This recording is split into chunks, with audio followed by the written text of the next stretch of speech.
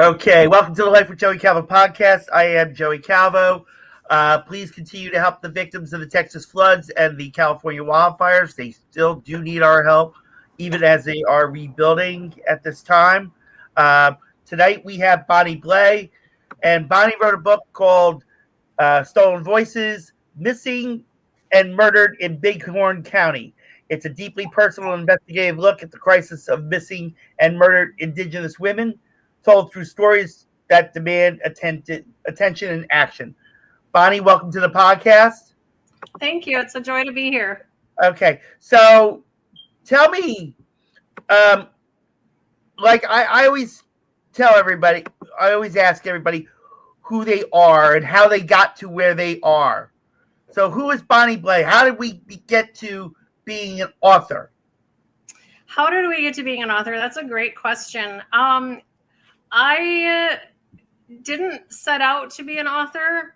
That wasn't my original career path, but it's where I got to kind of inadvertently through life. I did have some teachers in high school that influenced and shaped the way that I research. And, so they kind of guided me a little bit. And I have always loved to write. It was always a hobby for me. And I took a career course in writing quite a while ago, and then applied that and started writing. And then this project came about, and this is what really set everything in motion for me to follow this career path as an author. Okay. All right. So you got some assistance from back when you were in school. So you got some motivation in school to become an author and everything. And so tell us about the book.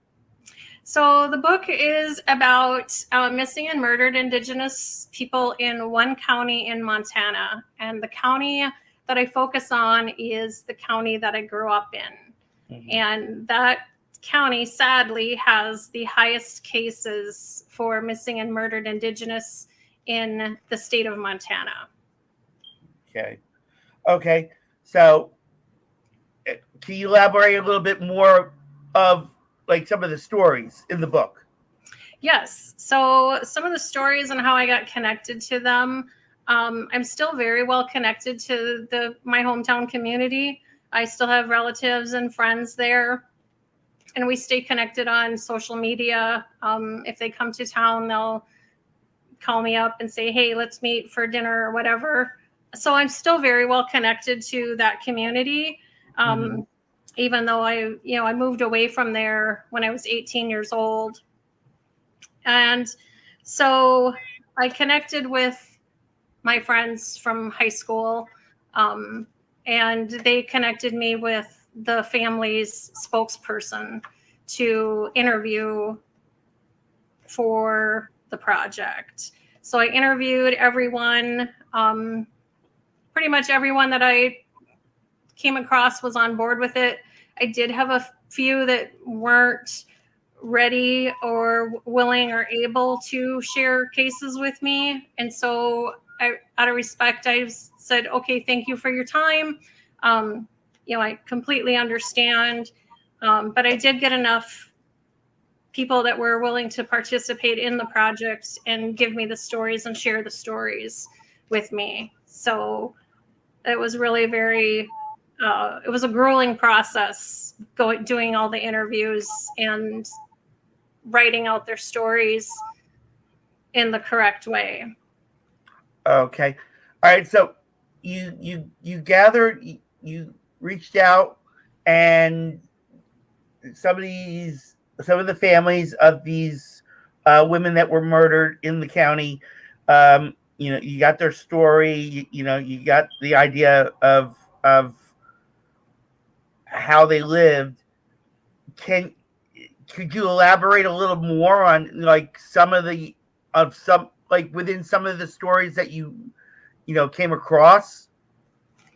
Yes. So one of the stories that I came across is actually the brother of a classmate, and I've known him since 7th grade. Not the victim, but the brother. Okay. And so I reached out to him and I said, "Hey, I didn't realize that you had a brother that was part of the missing and murdered Indigenous movement." And he said, "Yeah." And I asked him, I said, "Would you be willing? I'm working on this project. Would you be willing to share his story with me so that I can share it with the world? And, would you be willing to open up that old wounds for this project?" And he did. He agreed. And it was very difficult for him to do that. But it was also healing as well. And so I worked with him through the process. And again, I've known him since we were kids. And I was best friends in junior high with his ex-wife. So I also was working with her because I've known her since we were kids too. And then some of the other stories that I reached out to, I've known their relatives again since we were kids in grade school, kids in junior high. And so that's how I got connected with people that I didn't know, was through their relatives that I grew up with. Okay. So in reference to the one story that you went through, the brother explained what happened to his brother and how the situation of all the stories that you collected into this book. I mean, I they're all gruesome in a way. Are. But what was the most that really got to you in reference to it? What story? The one that got me the most, the one that was the hardest to write, was Roylyn Rides Horse. Just because of the way in which she died and was murdered. It was very gruesome. It was very brutal. And it was really, really tough to hear her family. When I interviewed, it was really tough to hear their pain of losing their loved one in such a horrendous way. And then to write that so that their pain could be felt in the chapter. And then to write about something so awful and heinous was a challenge in itself, because that chapter got me. Every time I worked on it, I cried, and I would have to work on it a little bit, set it aside, because it was just so horrible. Okay. All right. So that was the most gruesome one that you really dealt with out of it. So what's next for Bonnie? What's going to be the next? What's the next stage for you? The next stage for me is I would like to get this book translated into different languages. So I'm working on that, kind of thought processing that through. And then I'm currently working on a grief journal to publish. I have the poems written for it, and I have my ideas for the pages all planned out. I just have to format it and then get it out there. Okay. Have you thought of, and I ask this of all authors, only because of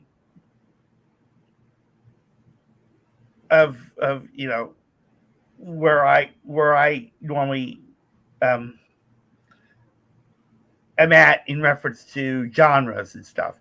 Have you thought of doing a different type genre than what you did with this book? I actually have. So I was going to try to stay with true crime. And recently I had a story in mind, a case that I have been following for quite some time. And I was able to reach out to the family spokesperson And I messaged her and I said, hey, I'm interested in writing a book about your loved one's case. Would you be willing to participate? Would you be willing to do this? Do I have permission to move forward? And after a few days of thinking about it, she messaged me and she said that the family isn't ready for that and that they are still dealing with the fallout from their loved one's murder that happened about 7 or 8 years ago. Okay. And then she explained to me everything that they were currently dealing with. And my heart broke for them. And so after that whole chat, I just kind of thought, gosh, is this really a path I want to continue with, to continually ask people to open up trauma and grief? And when I went through the process of writing this book, it was difficult. It took me to dark places. And I was just kind of thinking, do I want to go down those dark rabbit holes again? Because it's just, it's not a good place to be. And so I do want to write something a little bit lighter. I started a book probably about 15 years ago when I was first taking writing courses. And it's just kind of like a comedic look at life and growing up. And I wrote about 20 pages of it a long time ago. So I think I'm going to be dusting that one off and be writing about something a little bit lighter. Okay. What type of advice would you give anyone that would be interested in possibly doing what you do? In writing true crime, you always need to consult with the family members of the victim. You have to keep in mind that they are the ones who are still dealing with the grief and the fallout from that crime. And to ethically write true crime, you really need to work with the family. Because before you publish anything, they need to know. It's respectful. And then just, do your research and write it honestly, write it truthfully, write it with dignity for the family. Okay. So if any families have something they want to share with you, okay, it may not be in Montana, but it may be New Jersey or California, or, wherever, or, even somewhere in the world. And, they're watching this podcast on YouTube post now, and they decide they want to say, you know what, we need to share this story. We need to get this story out, and explain what happened, and our point of view, and that it should be. How could they reach out to you? So they can reach out to me on my email, which is just bbley@bonniebley.com, or they can message me on Facebook, Instagram. Okay. So definitely reach out if someone wants to share a story and wants me to be the voice to carry the torch to push it forward. I definitely will take it into consideration and listen to what they have to say and see how we could work with it. Okay. Explain the website. So my website is www.bonniebley.com. And right now, since I just have this one book, the website is all about this one book. So I have a little blog, and it's a little bit neglected lately, but I do have some blog posts on there. I have reviews of the book. I have what the book is about, who I am, and a contact page, and then links to purchase either the hardcover, the paperback, or the audiobook. Okay. All right. So just give me one moment on it. All right. So you can go on bonniebley.com and check out the book, or you can email Bonnie at bbley@bonniebley.com if you want to share your story and, with her and let her be the voice for you in reference to, the heartbreak and loss that you went through. And Bonnie will be happy to, share your voice out there. And maybe even bring it back on here to this podcast and share it, Yeah. So Bonnie, I thank you so much for coming on. You're welcome to come back on anytime, any new projects that come up, just let me know and, we'll be happy to squeeze it in. Sounds great. All right. And thank you everyone else. I'm sorry I ran out of questions so quickly. You're fine. Huh? You're fine. Okay. And check out the book.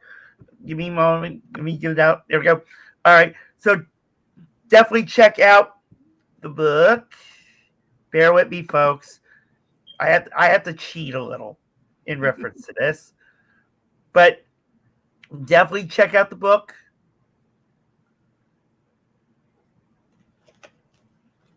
And she can, and Bonnie will probably be showing it on the screen as I'm trying to pull up the email for it that I used to bring her out here. There we go. Back up a little bit.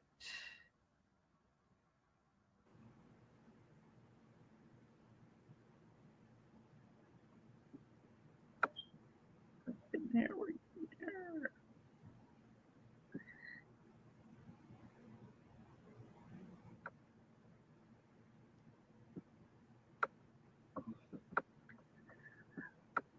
Bonnie, go ahead and explain the name of the book. I'm sorry. No, that's fine. You're good. So the book is called Stolen Voices, Missing and Murdered in Bighorn County. And again, it is about several cases of missing and murdered Indigenous people, mostly women, in the one county in Montana where I grew up. And that county has the distinction of the most cases of missing and murdered in the state of Montana. There are chapters in between the chapters of sadness and horrifying death. There are chapters of issues that surround the community, and there are a couple chapters in here of people who are trying to make a difference. So it's not all doom and gloom. There is some positivity in it. And then just, kind of the takeaway is just to raise awareness and call to action people to try to make a difference. All right, Bonnie, thank you again for coming on the podcast. Like I said, anything new that comes up, just reach out to me and I'll be happy to have you back on and, share, and help you promote your new projects. Sounds great. All right. And thank you everyone for watching the Life with Joey Calvo podcast. God bless you all.